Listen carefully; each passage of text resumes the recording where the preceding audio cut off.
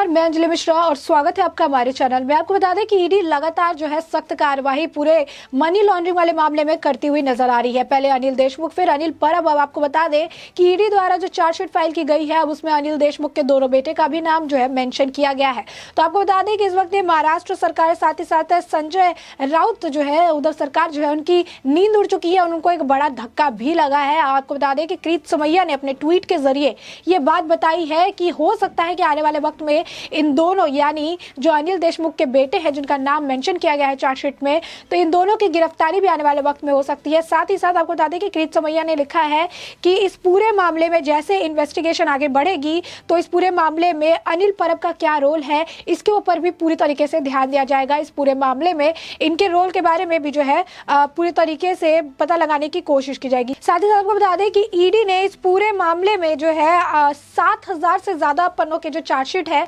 उसे दायर किया गया है, जिसमें आपको बता दें कि 100 करोड़ की मनी लॉन्ड्रिंग का जो आरोप लगाया गया है, जिसमें मुख्य आरोपी जो है उस वक्त के पूर्व गृह मंत्री अनिल देशमुख पर लगाया गया है। उन्हें जो है मेन कल्पिट इस पूरे मामले में बताया गया है और साथ ही साथ उसमें कहा गया है कि देशमुख और उनके परिवार ने उनके संबंधित कंपनियों से इन पैसे को अवैध तरीके से निवेश किया है। यानी जांच में ईडी के साफ तौर पर यह निकलकर सामने आ रहा है कि अनिल देशमुख के जो है ये पूरा इन्वॉल्वमेंट इस मनी लॉन्ड्रिंग वाले मामले में है और कहीं ना कहीं अलग अलग कंपनियों में जो गलत तरीके से निवेश हो, अवैध तरीके से जो पैसों की हेरफेर हो, ये उस वक्त के सिटिंग गृह मंत्री यानी महाराष्ट्र के पूर्व गृह मंत्री अनिल देशमुख ने किया है। और इसमें उनका साथ देने में उनके दो बेटों का भी रोल निकलकर सामने आया है, जो कि चार्जशीट में इन दोनों बेटे के नाम को दायर करते ही जो है ये बात साफ हो गई कि कहीं ना कहीं अनिल देशमुख के काले कामों में उनके बेटे भी भागीदार रहे हैं। साथ ही साथ आपको बता दें कि इस ईडी द्वारा फाइल की गई चार्जशीट में अनिल देशमुख के दोनों बेटे, जिनका नाम, एक का नाम ऋषिकेश और दूसरा का नाम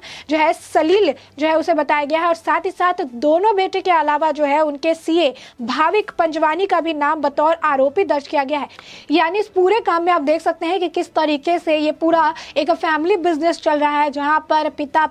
के साथ बेटे, बेटे के साथ जो यहाँ पर उनके सीए हैं वो तक इन्वॉल्व है। यानी किस तरीके से ये जो चेन है पूरा जो है एक के बाद एक बनता हुआ नजर आया। सिटिंग गृह मंत्री तो इस तरीके का काम कर ही रहे थे, साथ ही साथ अपने फैमिली को भी इस पूरे मामले में इन्वॉल्व कर लिया है। परिवहन मंत्री का भी नाम इस पूरे मामले में निकल कर सामने आ रहा है। आपको बता दें कि इस चार्जशीट में महाराष्ट्र के पूर्व चीफ सेक्रेटरी सीताराम कुंटे और मुंबई पुलिस के पूर्व कमिश्नर परमवीर सिंह का बयान दर्ज किया गया है, जहां पर उन्होंने अपने बयान में साफ किया है कि जो पूर्व गृह मंत्री अनिल देशमुख है उन पर मनी लॉन्ड्रिंग का मामला निकलकर सामने और किस तरीके से वो जो है इस पूरे मामले में जो इनको एक तरह से निर्देश जारी करते थे कि कहाँ कौन कौन से लोगों से जो है वसूली करनी है और इन पैसों का किस तरीके से निवेश करना है और किस तरीके से इस पैसे को जो काम में लगाना है। आपको बता दें कि इस पूरे मामले में कई सारे गंभीर आरोप निकलकर सामने आए। मनी लॉन्ड्रिंग में मामले में अवैध तरीके से इन्वेस्टमेंट से लेकर इस पूरे मामले में आपको बता दें कि गैर तरीके से इन्वेस्टमेंट हो या फिर जो पोस्टिंग और इसके साथ ही साथ जो प्रमोशन है इसका काम हो। साथ ही साथ आपको बता दें कि इसमें और भी कई सारे जो गंभीर आरोप है उस वक्त के सिटिंग गृह मंत्री पर लगाया गया, यानी अनिल देशमुख पर लगाया गया था। और इसे लेकर लगातार अब लोगों को जो है ईडी समन जारी कर रही है, इस पूरे मामले में पूछताछ कर रही है ताकि इस पूरे मामले को आगे बढ़ाया जा सके और आखिरकार इसके जो तार है कौन से आकाओं से जुड़े हुए हैं और आखिरकार इसमें पूरा जो मेन कल्पिट अभी तक अनिल देशमुख को बताया जा रहा है, लेकिन इसमें और कौन से लोग इन्वॉल्व है महाराष्ट्र सरकार के, ये भी आने वाले वक्त में साफ हो जाए। इसीलिए और ईडी जो है अपने तरफ से पूरे इस मामले की जो सख्ती से जांच करती हुई नजर आ रही है। आपको बता दें कि अनिल देशमुख का जो न्यायिक हिरासत है वो खत्म होने वाला था, लेकिन उससे पहले ही जो है उन्हें एक और धक्का लगा था जब कोर्ट ने जो उन्हें बेल देने से जो है मना कर दिया था, उनके बिल को खारिज कर दी थी और न्यायिक हिरासत को फिर 14 दिन बढ़ा दिया गया था, जो कि साफ तौर पर यह दर्शाता है कि अनिल देशमुख ने अभी भी कई सारे राजों को दबा कर रखा है। और जितना वक्त जा रहा है, वक्त के साथ आप देख सकते हैं कि किस तरीके से सिर्फ ये जो शुरुआत अनिल देशमुख से हुई थी, जिसमें जो परमवीर सिंह का नाम आ रहा था, सचिन वाजे का नाम आ रहा था,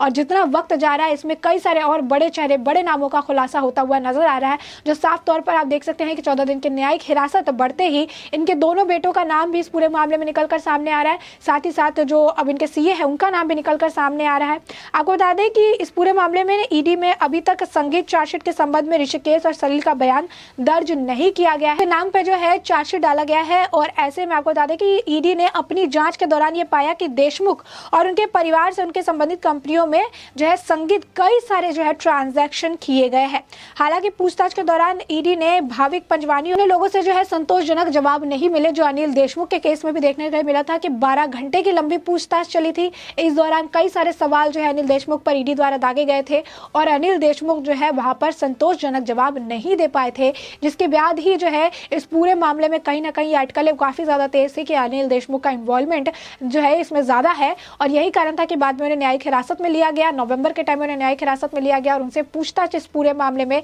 लगातार जो है जारी है। साथ ही साथ आपको बता दें कि इस चार्जशीट में जो है अनिल परब का नाम तो शामिल है, लेकिन इसके बारे में उनसे जुड़ी हुई कई सारी जानकारियां जो है अभी तक नहीं दी गई है। चार्जशीट में जो है इनका कोई विशेष जिक्र जो है नहीं किया गया है, जिसे लेकर कृष्ण समैया कह रहे हैं कि अगर आगे इन्वेस्टिगेशन बढ़ेगी तो अनिल परब का नाम भी इस पूरे मामले में उभर कर सामने आएगा। आपको बता दें कि इसके अलावा चार्जशीट में 12 आईपीएस जो अफसर्स है उनके बयानों के बारे में जिक्र किया गया है, जो इनके बयानों को दर्ज किया गया है उसके बारे में जो है शामिल किया गया है। आपको बता दें कि इनके बयान दर्ज किए गए थे ये पता लगाने के लिए कि आखिर इन सभी की जो पोस्टिंग या फिर जिस तरीके से सामने निकल कर आए थे कि प्रमोशन करने के लिए भी पैसे खाए जा रहे थे, वसूली की जा रही थी, ऐसे पूरे मामले में जो है बयान दर्ज किए गए थे ये पता लगाने के लिए कि इनके मेरिट के बेसिस पे किए गए हैं या फिर अनिल देशमुख के सिफारिश के बेसिस पे जो है इनके प्रमोशन और जिस तरीके से पोस्टिंग का काम है वो किया गया है या फिर जो ट्रांसफर है, ट्रांसफर को रुकवाने का काम किया गया है। आपको बता दें कि ईडी को शक है कि इन सभी अधिकारियों की ये जो पोस्टिंग है अनिल देशमुख के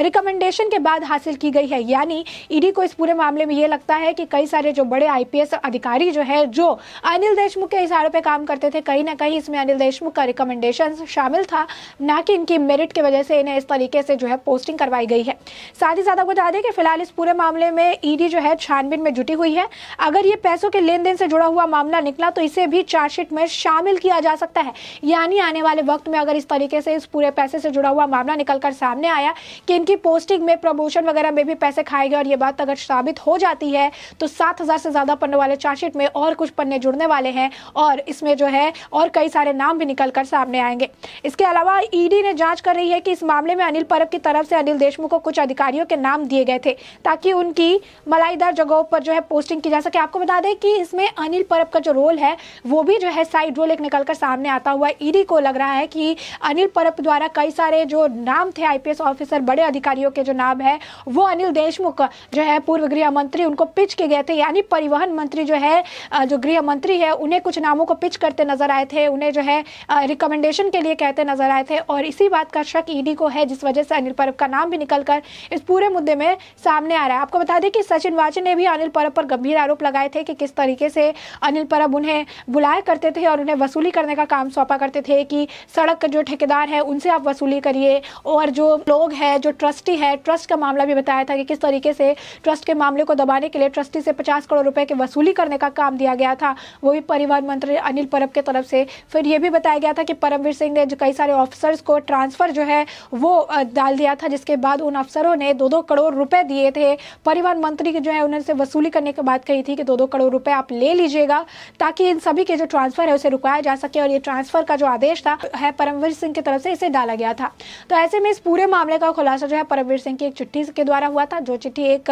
उधर सरकार की तरफ भेजी गई थी और दूसरी सीबीआई को भेजी गई थी, जिसके बाद इस पूरे मामले में सीबीआई और ईडी दोनों का इन्वॉल्वमेंट देखने के लिए मिला और ईडी इस पूरे मामले में जो है लगातार जांच करती हुई नजर आ रही है। ईडी इस पूरे मामले में जो है लगातार जो है इसमें से सारे मुद्दों को निकालने की कोशिश कर रही है कि आखिर इस मनी लॉन्ड्रिंग वाले मुद्दे में किस तरीके से महाराष्ट्र सरकार से तार जुड़े हुए हैं, किस तरीके से और भी लोगों के कनेक्शन निकलकर सामने आ रहे हैं और कौन कौन से बड़े चेहरे हैं महाराष्ट्र सरकार से जो कि इस पूरे मामले में निकलकर सामने आएंगे। साथ ही साथ आपको बता दें कि अब जो है कृष्ण समैया ने ट्वीट करके बता दिया है, ये आशंका जता दी है कि अनिल देशमुख के जो बेटे हैं ऋषिकेश और सलील, उनका नाम भी जो है वसूली वाले चार्जशीट में ईडी द्वारा दाखिल कर लिया गया है। क्या उन्हें भी अरेस्ट किया जाएगा या नहीं, ये तो आने वाले वक्त में साफ हो जाएगा, लेकिन सवाल जो है अभी क्वेश्चन मार्क के साथ यही खड़ा है कि क्या उन्हें आने वाले वक्त में अरेस्ट किया जाएगा या नहीं। साथ ही साथ आपको बता दें कि साफ तौर पर अनिल परब का नाम बार बार जो है कृष्ण समैया अपने ट्वीट के जरिए लेते रहते हैं। तो आने वाले वक्त में ये देखना भी होगा कि जैसे कि उन्होंने कहा है कि चार्जशीट में जिस तरीके से